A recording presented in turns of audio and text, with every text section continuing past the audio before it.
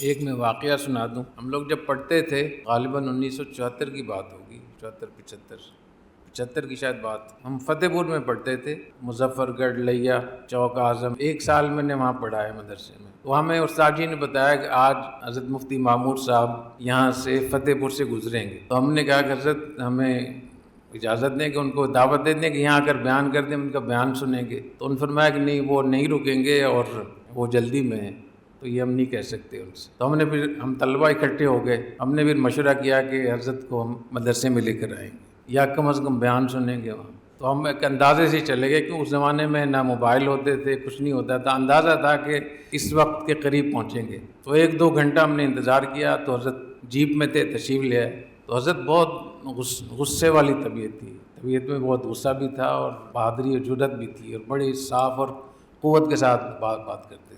تو ہم وہاں کھڑے ہو کے ہم نے کہا کہ حضرت مدرسے میں چلے. انہوں نے کہا کہ مدرسے میں تو میں نہیں جا سکتا. ہم نے کہا کہ یہاں بیان کریں. تو حضرت مفتی مامور صاحب رحمۃ اللہ نے غصے فرمایا چلو، اور ڈرائیور سے کہا گاڑی چلاؤ.